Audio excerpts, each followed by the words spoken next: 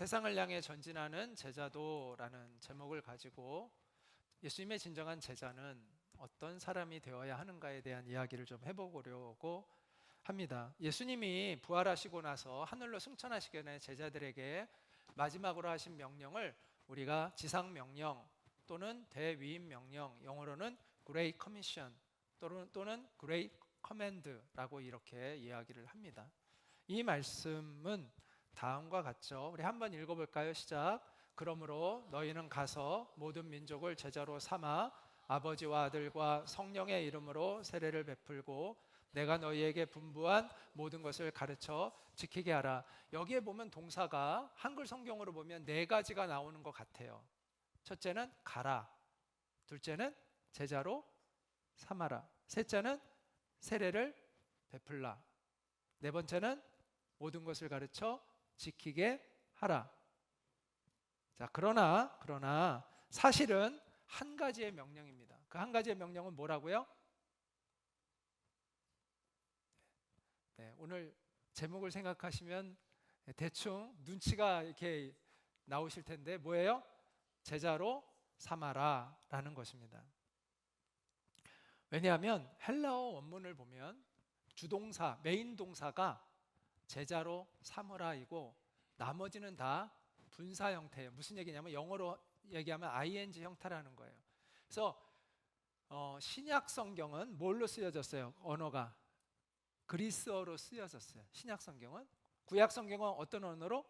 히브리어와 아람어로 쓰여졌고, 히브리어와 아람어는 이제 비슷해요. 그 다음에 신약 성경은 그리스어로, 우리가 헬라라고도 하죠. 헬라어로 쓰여졌단 말이에요.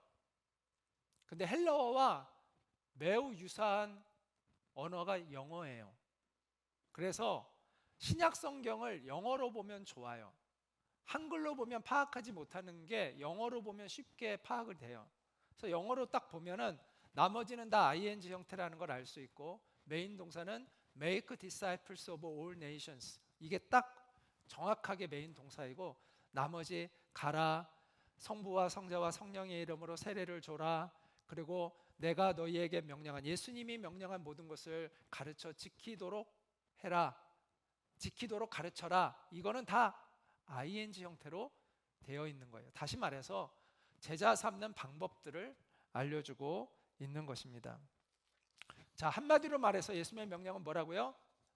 제자 삼아라 라는 것입니다. 근데 여기서 주목해야 할 것은 예수님이 이 명령을 누구에게 하고 있어요?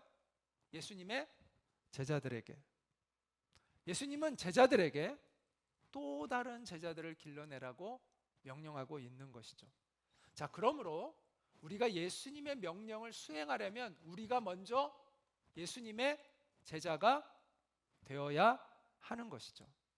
자, 제자는 뭐죠? 그럼 제자는 한마디로 얘기하면 배우는 사람입니다. 여러분이 나의 제자면 여러분이 저로부터 배우는 사람이 될 때 여러분이 저의 제자가 되는 것이죠. 따라서 제자의 정신은 배움의 정신에 있습니다. 자, 누가 예수님의 제자예요? 예수님으로부터 배우는 사람들. 그러나 많은 교인들이 예수님에게서 배우기보다 오히려 세상의 가르침을 배우는 경우들이 많습니다. 어떤 사람이 자기는 예수님의 제자라고 말을 해요. 자기가 스스로는 난 예수님의 제자야, 그리스도인이야 라고 말을 해요. 그런데 이 사람이 돈을 사랑하지 말라는 예수님의 가르침을 따르지 않고 돈을 사랑 안 하는 세상의 가르침을 따르면 그는 예수님의 제자가 아닌 것이죠. 거룩한 삶을 살라는 예수님의 가르침을 따르지 않고 내 육체의 욕망을 쫓아 살아라라는 세상의 가르침을 따르면 그는 예수님의 제자가 아닌 것이죠. 너를 십자가에 못 박고 나를 따르라는 예수님의 가르침보다 너의 만족과 안일과 편안함을 추구하라고 이야기하는 세상의 가르침을 따르고 있다면 그는 예수님의 제자가 아니죠. 자, 그런 사람들을 이제 사이비 제자라고 이야기를 합니다. 자, 사이비의 뜻이 뭔지 아세요? 겉으로는 비슷해 보이지만 근본적으로는 다른 것입니다. 그리스도인은, 제가 지난번에 크리스티아노스는 그리스도께 속한 사람들이라는 뜻이라고 말씀드렸죠? 기억하세요? 네. 그리스도께 속한 사람들, 그리스도인이라는 건 그리스도께 속한 사람들이라는 뜻이고, 이것은 곧 예수님의 제자가 된다는 것을 의미해요. 이 세 가지가 다 연결되어 있어요. 같은 얘기야. 우리가 그리스도인이 된다는 것은 그리스도가 내 삶의 주인 되시고 내가 예수님께 속한 사람이 되는 것을 의미하고, 그것은 곧 예수님의 가르침을 배우고 예수님의 우리에게 말씀하신 것에 복종하며 사는 사람이 되는 것을 의미하고 있는 것입니다. 그래서 그리스도인이 된다는 것은 예수님의 제자가 된다는 뜻입니다. 오늘날 말은 그리스도인이라고 말을 하는데 사이비들이 적지 않습니다. 실제로는 예수님의 가르침을 따르지 않고 살아가는 사람들이 많고, 오히려 예수님의 가르침이 아니라 세상의 가르침대로 살아가는 사람들이 적지 않다는 것이죠. 사이비는 또 다른 사이비를 낳습니다. 사이비 그리스도인은, 그게 그리스도인이 사실은 될 수 없는 거지만 일단 뭐 그렇다고 한다면 그는 사이비를 또 낳는 거예요.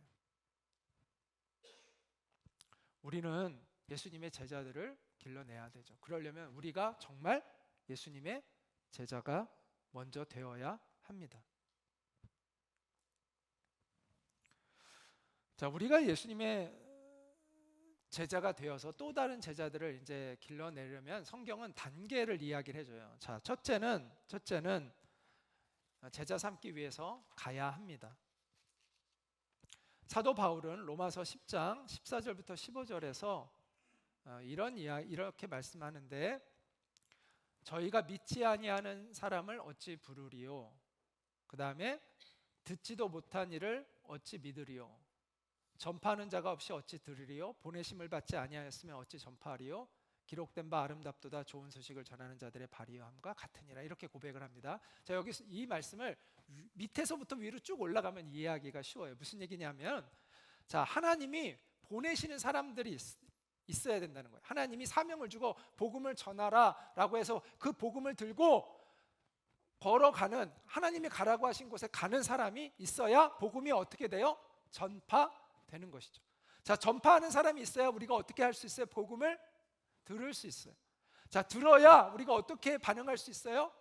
믿을 수가 있어요. 자, 우리가 믿어야 예수님을 우리의 주님으로 고백하고 부를 수가 있어요. 그래야 구원받는 것이죠.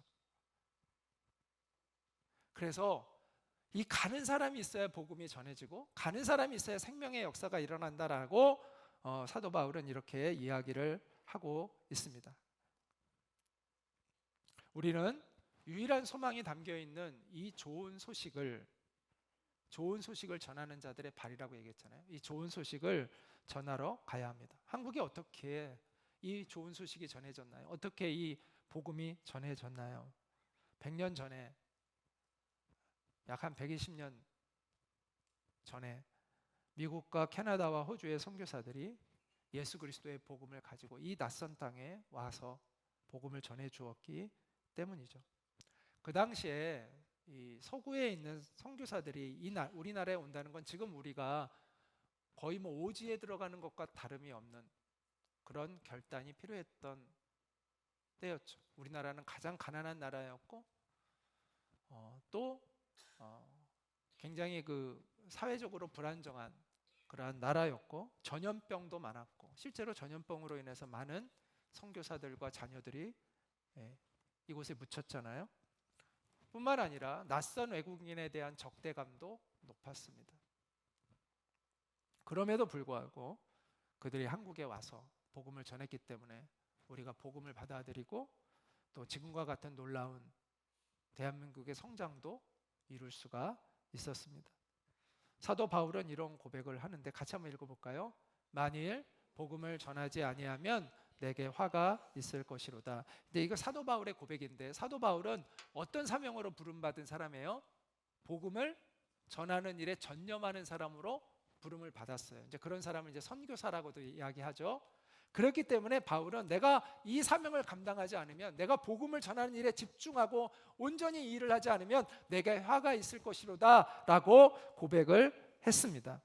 그런데 이 바울의 고백은 우리 모두에게도 의미가 있다는 거예요. 비록 우리는 전임 선교사로 부름을 받은 것은 아니지만 이 말씀이 우리에게도 큰 의미가 있다라는 거예요.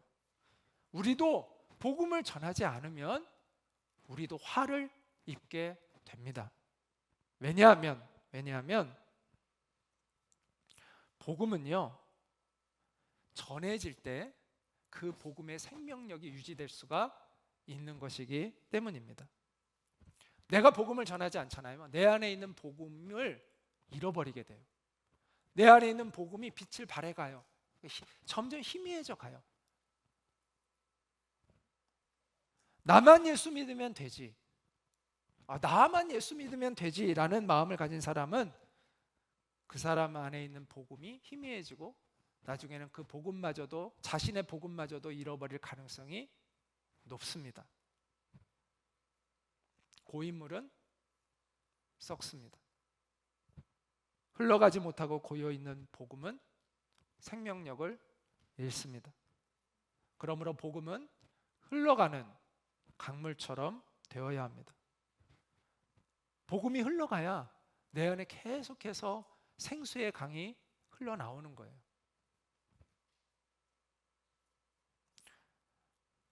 여러분, 가서 복음을 전하십시오.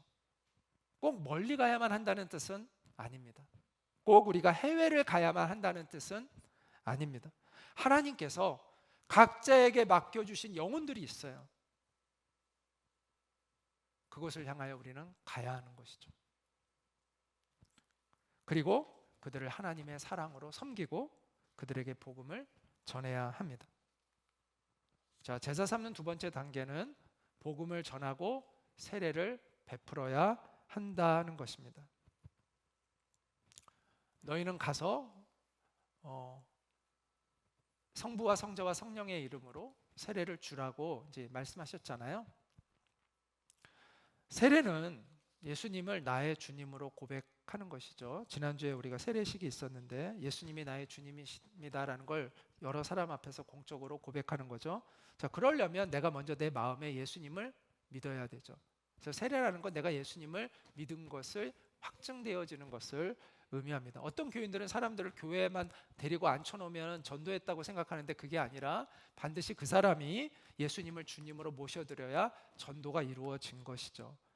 그래서 제자가 되는 첫 시작은 예수님을 나의 주님으로 영접하는 것입니다.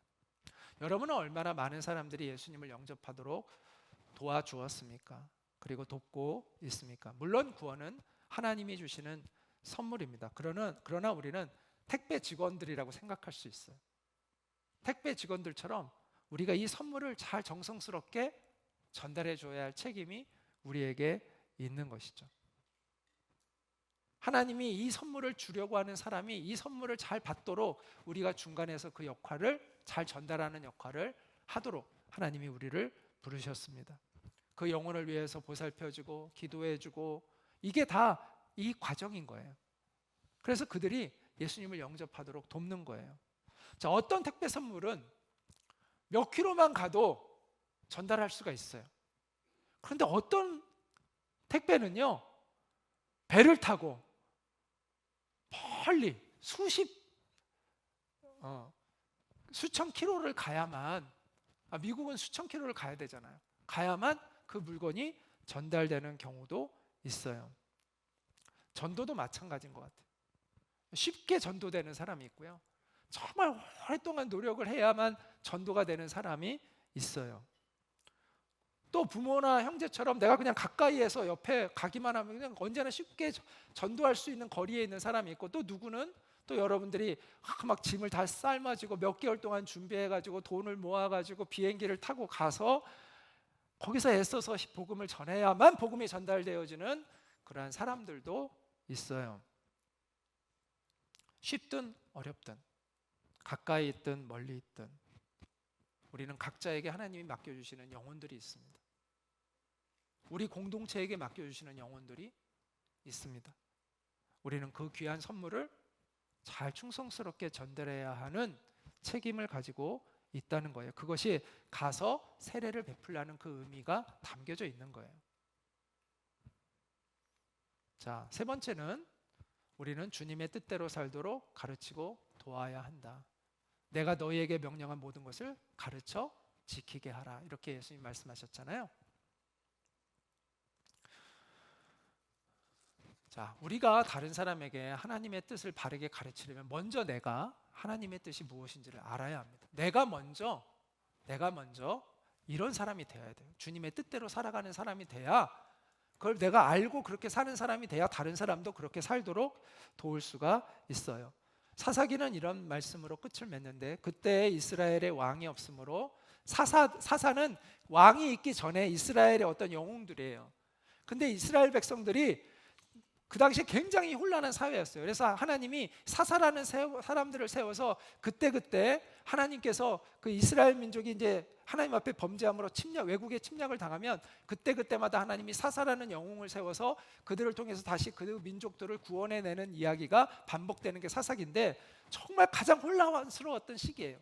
그때 뭐라고 이야기하면, 그때 이스라엘의 왕이 없으므로 사람이 각각 그 소견에 오른 대로 행하였더라, 이렇게 말씀합니다. 한마디로 지멋대로 살았다는 거예요. 각자 자기 멋대로 자기가 왕이 되어 살았다는 것이죠. 권위를 가지고 지도해 주는 사람이 없으면요, 자기 맘대로 살아가게 돼요. 예수님을 영접하기 전에 우리는 우리 맘대로 살았어요. 하지만 예수님을 영접했다면 우리는 이제 왕이 바뀌어야 돼요. 내가 왕이 아니라 예수님이 우리의 왕으로 바뀌어야 돼요. 그게 그리스도인이 되었다는 의미죠. 성경은 그 왕의 뜻을 알려줘요. 우리의 왕이 되신 그분의 뜻이 무엇인지를 성경은 우리에게 분명히 가르쳐 줍니다.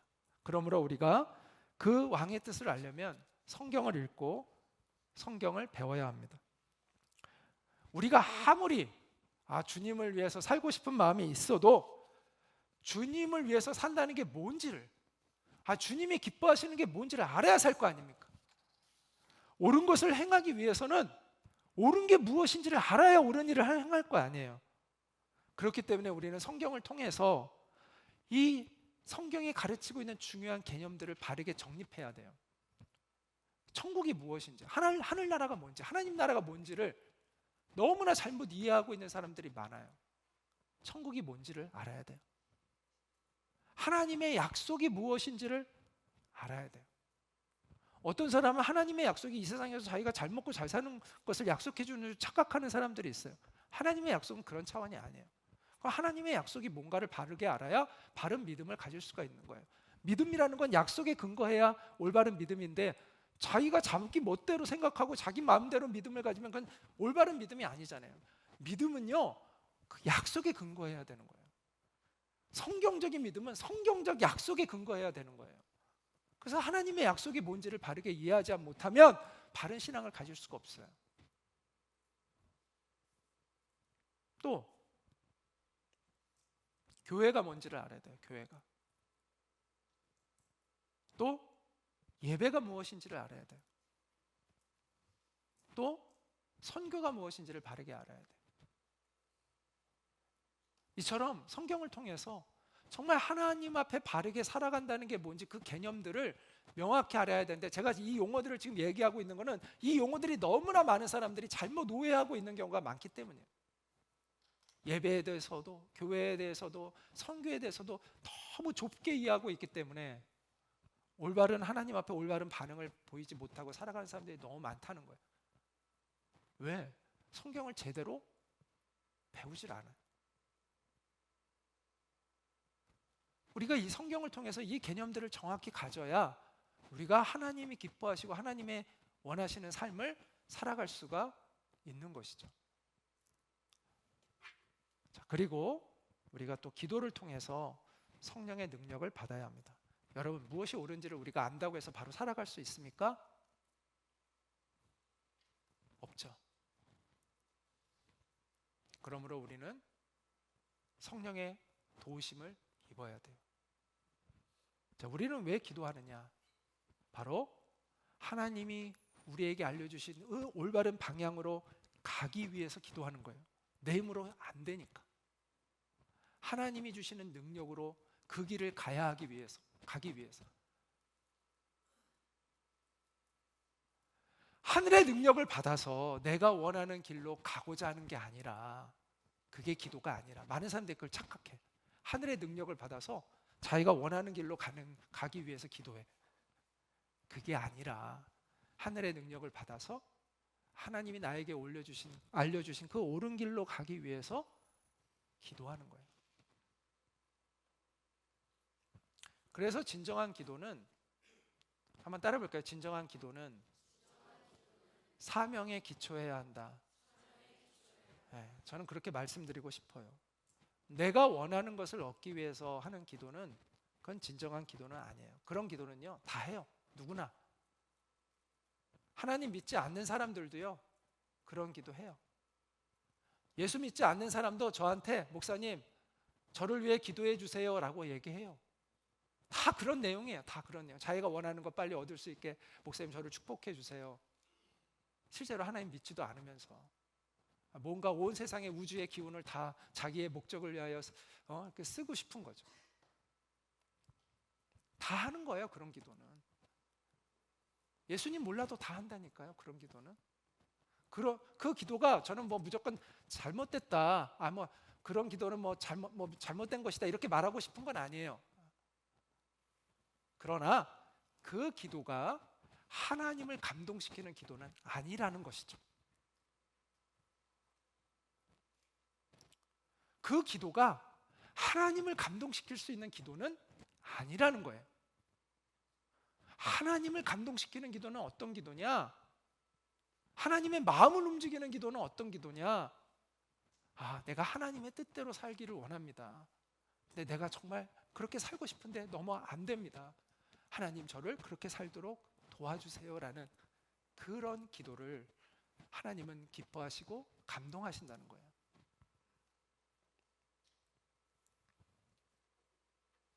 그래서 사명을 깨닫기 전까지, 다시 말해서 성경을 통해서 우리가 옳은 길이 무엇인지를 알기 전까지 우리는 올바른 기도를 드릴 수 없습니다.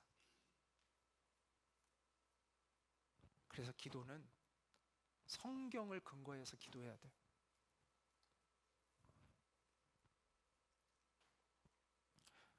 우리는 성경을 통해서 하나님의 뜻을 배우고 하나님께로부터 오는 사명을 발견하고 그 사명을 감당하기 위해서 기도해야 합니다. 그럴 때 우리는 하늘의 능력을 받게 됩니다. 비로소 예수님의 가르침대로 살아가는 예수님의 온전한 제자가 됩니다. 그리고 그럴 때 우리는 비로소 다른 예수님의 제자들을 길러내는 그런 사람이 될 수가 있습니다. 자, 우리는 지금까지 우리 모두의 사명, 우리 모두가 공통으로 가지고 있는 사명에 대해서 생각해 보았습니다. 단 하나로 요약하라면 뭐라고요? 제자 삼아라입니다. 그러기 위해서는 내가 먼저 예수님의 진실한 제자가 되어야 하고, 그럴 때 우리는 다른 예수님의 제자들을 길러낼 수 있다라고 말씀을 드렸습니다. 우리는 여기서 다시 한번 교회는 왜 존재하는가에 대한 질문에 대답할 수 있게 됩니다. 교회의 목적은 건물을 세우는 것이 아닙니다. 교회의 목적은 우리가 어떤 행사나 프로그램을 진행하는 것이 아닙니다. 교회의 목적은 사람을 세우는 것입니다. 어떤 사람을요? 예수님의 제자들을 세우는 것입니다. 예수님의 증인들을 세우는 것입니다. 그 증인들을 이 세상에 내보내는 것입니다. 자, 여러분에게 이제 질문해 보겠습니다. 여러분이 예수님의 제자죠. 그러면 제자가 되기를 원하죠. 제자이죠. 그러면 여러분의 주된 활동 무대는 교회이어야 할까요? 세상이어야 할까요? 세상이죠. 근데 교회라고 착각하는 사람들이 많이 있습니다. 그리고 세상에 나가서는 자기가 예수님의 제자라는 사실을 숨기고 살아가는 사람들이 있습니다. 우리는 분명하게 알아야 되는데 예수님의 제자는 교회 안에서 길러지지만 그 길러진 예수님 제자들의 활동 무대는 세상이어야 한다는 것입니다. 물론 교회 안에서도 일부 사역이 필요합니다. 그러나 사역의 중심지는 교회가 아닙니다. 사역의 중심지는 교회가 아니에요. 교회는 사역이 중심이 아니라 은혜 받고 충전되고 내가 준비되는 거예요. 예수님의 사람으로 빚어지는 것이 교회 안에서 가장 중요한 거예요. 그리고 주된 활동은 어디서 해야 돼요? 사역은 주된 사역지는 어디예요? 세상이라는 거예요. 사회, 여러분이 나갈 그 사회, 이 교회 밖의 세상, 그것이 우리가 사역해야 할 중심적인 사역지, 그걸 우리가 선교지라고 말할 수 있는 거예요. 그러지 않으면 어떻게 될까? 그러지 않으면 어떻게 될까? 우리가 세상에서 사역하지 않으면 어떻게 될까? 세상도 죽고 교회도 죽는 겁니다.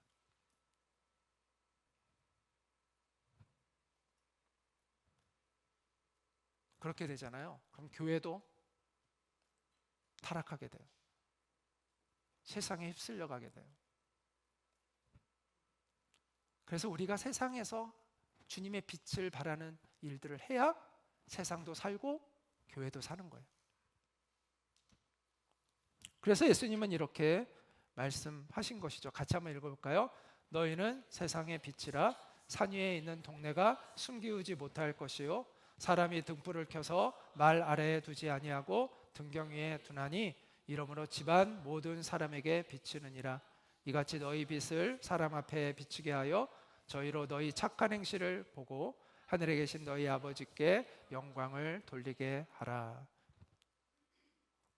여기서 말이라는 것은 나무로 만든 그릇을 뜻합니다.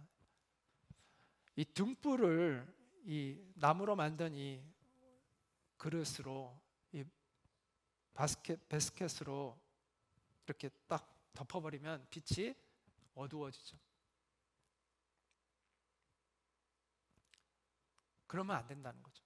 빛은 이렇게 덮어놓아서는 안 되고 높은 곳에 이렇게 등 스탠드에 올려서 온 방안을 환하게 비추어 오도록 해야 한다라고 말씀합니다. 그것은 무슨 얘기예요? 우리가 세상에 나가 빛을 발하는 사람이 되어야 된다는 거예요. 우리의 주된 활동 무대가 교회면 어떻게 되는 거예요? 이거를 덮어놓고 있는 거예요. 빛을. 우리가 세상에 나가서 사역하고 선교하고 복음을 전하고 하나님의 정의를 실현하고 사랑을 실천할 때 이 빛이 세상을 밝히는 거예요. 그런데 안타깝게도 그렇게 살아가는 그리스도인들을 우리는 세상 속에서 많이 보지 못합니다. 세상 사람들 눈치 보고 세상의 문화를 쫓아 살아가고 그런 사람들이 많죠. 아니면 아예 세상을 등지고 교회 안에서만 갇혀 있는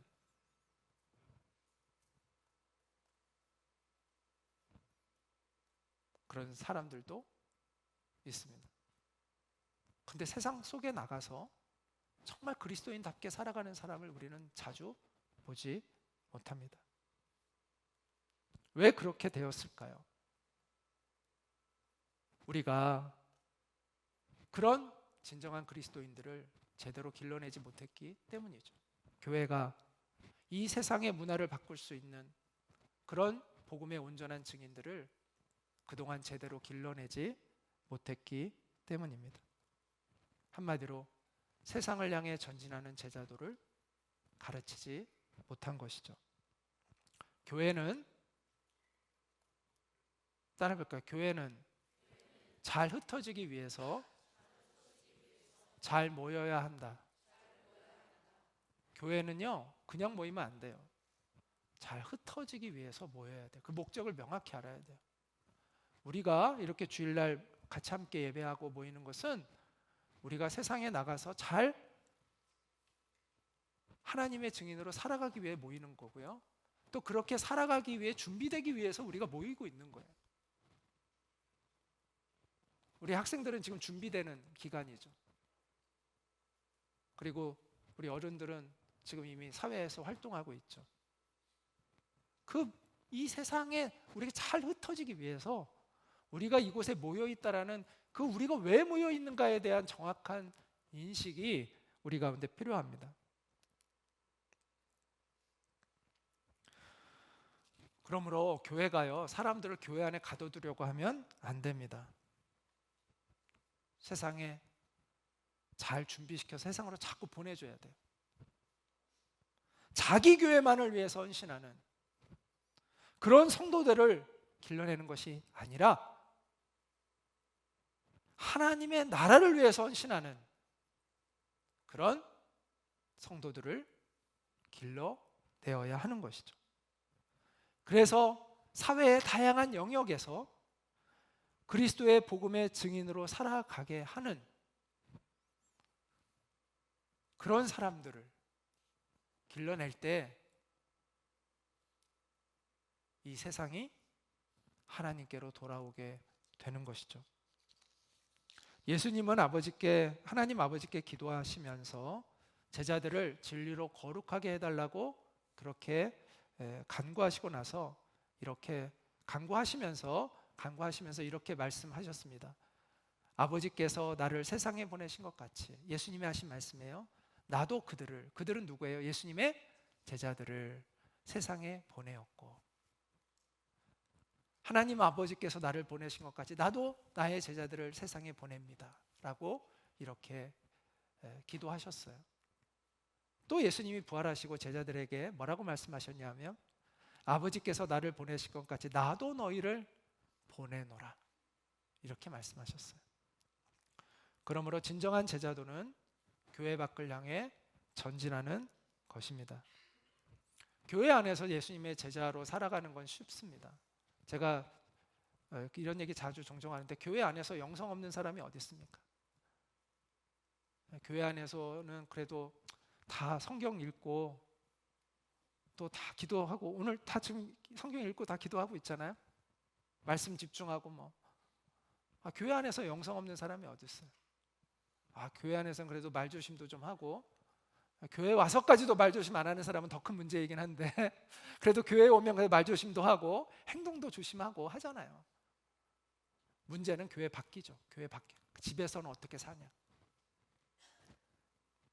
직장에서는 어떤 모습으로 있냐, 그게 진짜죠. 그게 진짜 모습이에요.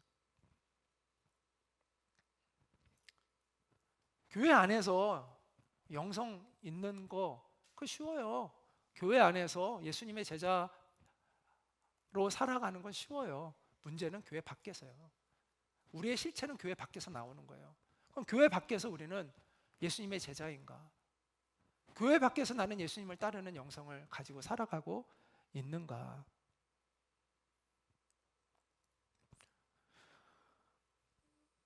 정말 이 시대가 필요로 하는 사람들은 교회 밖에서 그리스도인답게 살아가는 사람들입니다.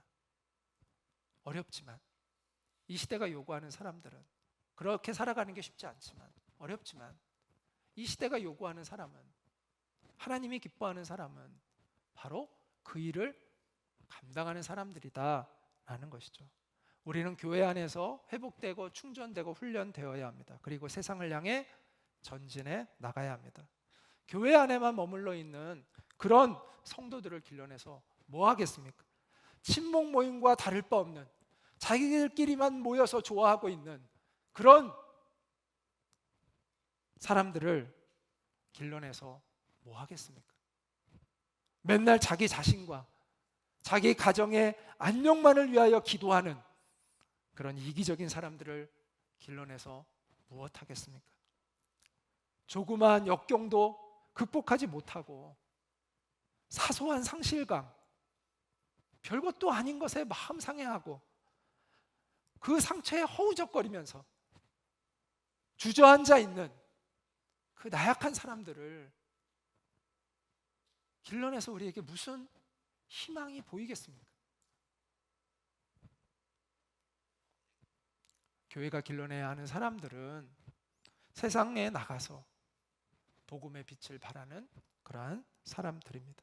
세상 한가운데서 하나님의 백성답게 거룩하고 당당하게 살아가는 사람들입니다. 세상의 문화에 그냥 질질 이끌려가는 사람이 아니라 성경적 가치관으로 세상 속에서 하나님의 문화를 이끌어내고 창조해가는 그런 사람들을 우리는 필요로 합니다. 고난과 상처를 극복하고 일어나서 쓰러져 있는 다른 영혼을 부둥켜 안고 그들을 일으켜 세우는 그런 사람들을 필요로 하는 것이죠. 청소년 사역자들이 건강한 청소년들의 우리 자아상을 돕고 또 자아상의 회복을 돕고 또 그들을 격려하기 위해서 이런 메시지를 많이 전하죠. 너는 특별하다. 너는 정말 소중한 존재야. 하나님은 너를 있는 모습 그대로 사랑하신다라는 메시지를 많이 전합니다. 청소년 집회 가면 거의 다 이런 내용으로 채워져 있어요. 물론 이와 같은 내용이 복음의 메시지의 한 부분인 것은 맞습니다. 그러나 그 전에 그리스도의 연합이 없다면, 다시 말해서 예수님의 십자가와 부활의 복음으로 내가 거듭나지 않았다면, 내 왕이 바뀌지 않았다면 이런 위로의 말은 공허합니다.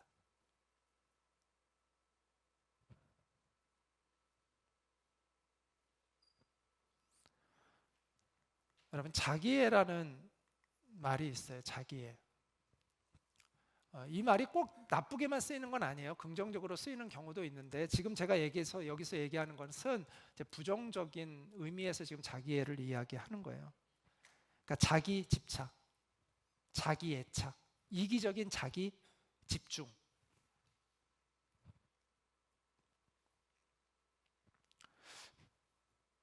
사람들이요, 자기 애에 빠져 있어요.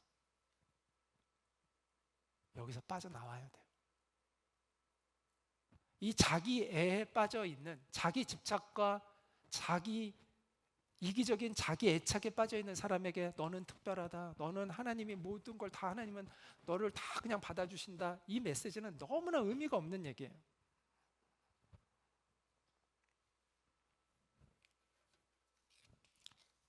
이런 이야기를 할 때 막 눈물을 흘리고 막 감동을 받지만 똑같아져요. 좀 있으면 또다시 막 낙심과 자기 절망과 불안과 짜증이 나누는 거죠. 그래서 자기에 몰입되어 있는 사람에게 주는 위로라는 것은 의미가 없어요. 그런 위로는요, 세상이 주는 위로와 크게 다를 바가 없어요. 잠시 위안을 줄 뿐이에요. 다시 외로움, 공허한 방황이 곧 시작됩니다. 곧. 그 다음 날부터 바로 또 시작됩니다. 내가 중심된 자아 위에 부어지는 하나님의 위로는, 자아 위에 부어지는 위로는요, 하나님의 위로가 아니에요. 하나님의 위로는요, 하나님이 중심된 새로운 자아 위에 부어지는 것이 하나님의 위로예요. 내가 받은 그 위로가 하나님께로부터 받은 건지 아니면 그냥 세상에 그냥 그런 위로와 같은 것인지는 어떻게 아냐? 내 방황이 그쳤는지, 새로운 삶을 살게 되었는지, 내 마음의 중심이, 방향성이 달라졌는지를 보면 알 수 있어요. 그렇지 않으면 의미가 없어요. 하나님의 위로는요, 어른이나 아이나 우리 청소년들이나 어린이나 마찬가지예요. 이게 청소년들에게만 해당되는 게 아니에요. 하나님의 진정한 위로는요, 우리의 방황을 그치게 하고 우리의 삶을 올바른 방향으로 변화시켜요.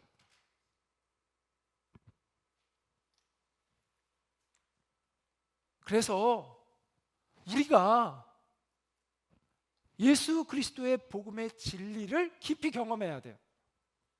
이 십자가와 부활의 이 진리를 깊이 경험해야 돼요.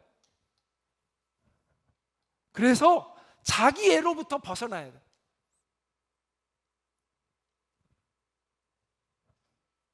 그럴 때 하나님의 진정한 위로를 받게 돼요. 그리고 우리 안에 있는 두려움들이 떠나가고 용기를 갖게 되고 우리의 속사람이 강해져요.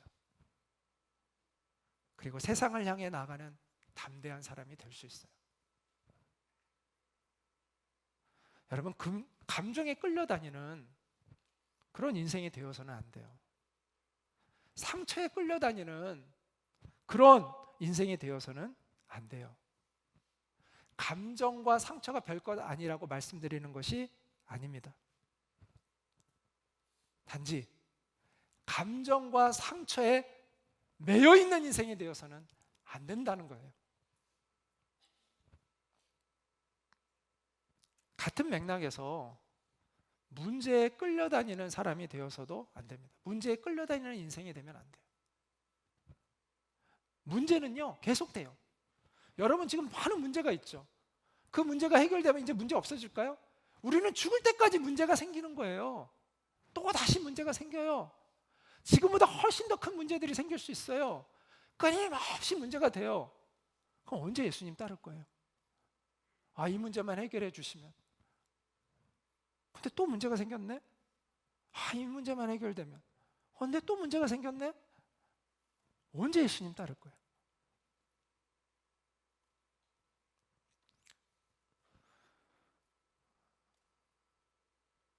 문제는요, 우리 인생에 계속 있습니다.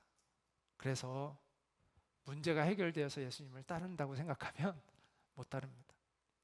지금 당장 따르세요. 여러분들이 정말 예수님을 따르면요, 문제가 더 이상 문제가 아닙니다. 무슨 얘기냐면, 지금 제가 문제가 아니라고 얘기했죠. 그럼 문제가 해결되어서 문제가 아니라는 것이 아닙니다. 문제가 해결 안 되고 있어요. 안 될 수 있어요. 또 문제가 해결되었다 하더라도 또 다른 문제가 계속 돼요. 그래서 문제가 해결되어서 문제에서 벗어나게 된다는 것이 아닙니다. 문제가 있어도 주저앉지 않고 내가 가야 할 길을 걷는 사람이 된다는 것입니다. 문제가 나를 막지 못한다는 거예요. 문제가 내가 가야 할 인생길을 막지 못한다는 거예요. 내가 가야 할 길을 문제가 가로막지 못한다는 거예요. 문제가 있어도 가니까.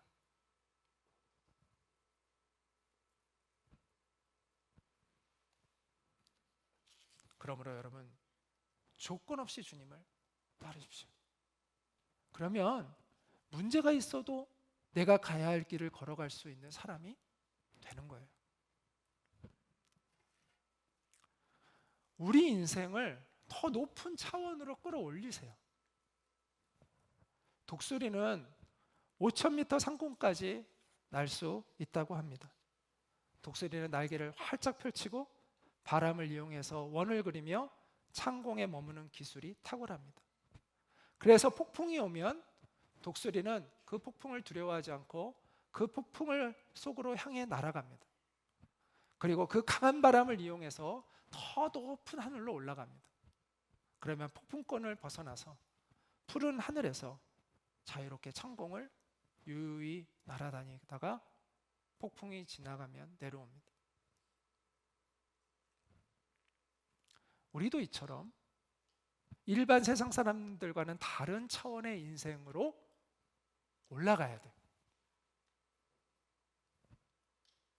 문제에 허덕이는 인생이 아니라, 문제가 오면 주저앉는 그런 인생이 아니라 문제를 초월하는 인생을 우리는 살아야 한다는 것이죠. 고난이 오더라도 그 고난에 좌절하는 것이 아니라 고난을 딛고 비상하는 그런 인생을 우리는 살아야 합니다. 그것을 가능하게 하는 것이 예수 그리스도의 복음입니다.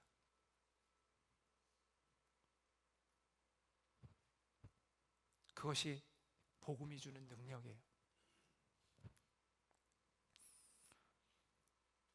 여러분의 마음을 주님께 확정하십시오. 우리 같이 한번 읽어볼까요? 하나님이여, 내 마음이 확정되었고 내 마음이 확정되었사오니 내가 노래하고 내가 찬송하리이다. 이게 다윗의 고백입니다.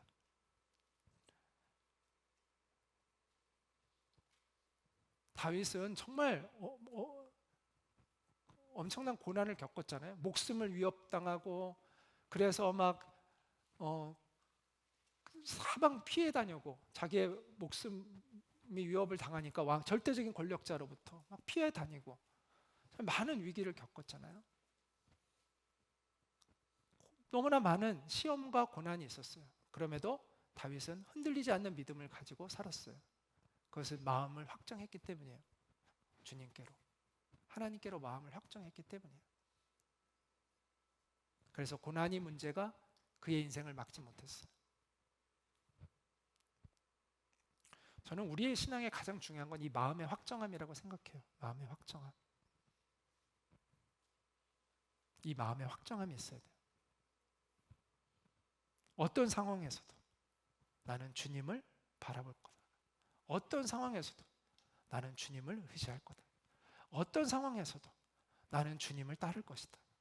이 마음의 확정함이 있어야 돼요. 그러면 누구도 여러분의 인생을 망가뜨릴 수 없고, 누구도 여러분의 가는 길을 막을 수가 없어요.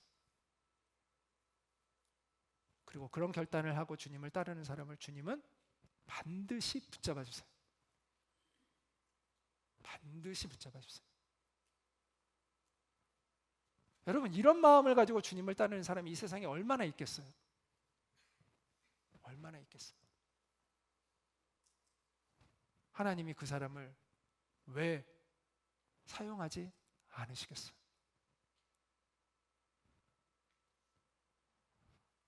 여러분의 마음을 확정하십시오.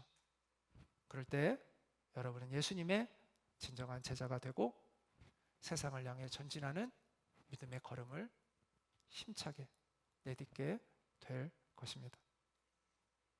같이 우리 잠시 기도하도록 하겠습니다.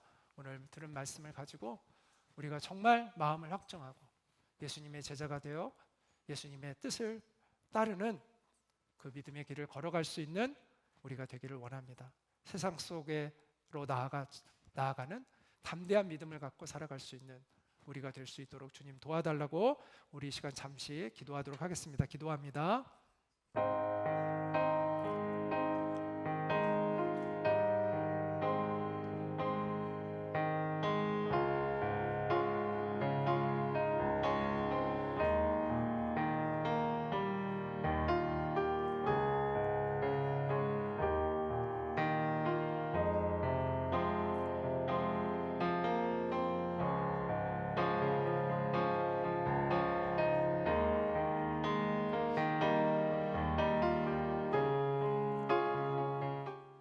은혜로우신 하나님, 우리의 마음을 주님께로 확정합니다. 주님, 우리를 도우시고 인도하셔서 의의 길을 걸어갈 수 있도록 도와주시기를 간절히 기도합니다. 주님을 따를 수 있는 용기를 주시고 이 세상 한가운데서 당당하게 복음의 증인으로 예수님의 제자답게 살아갈 수 있는 우리가 되게 주시옵소서. 그래서 이 땅 곳곳에 주님의 나라가 임하게 하시고 하나님의 존귀하신 이름이 높임을 받아 주시옵소서. 그리고 하나님의 뜻이 이루어지게 하여 주시옵소서. 예수님의 이름으로 기도하옵나이다. 아멘.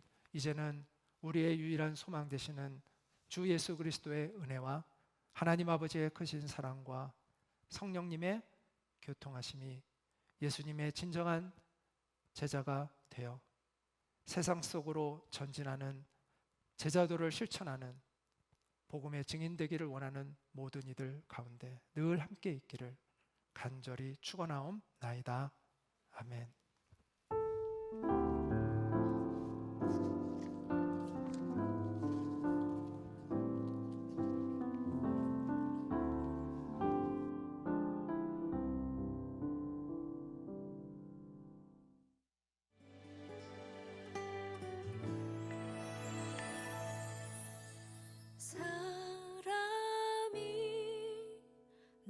넘치기보다 사랑이 넘치는 교회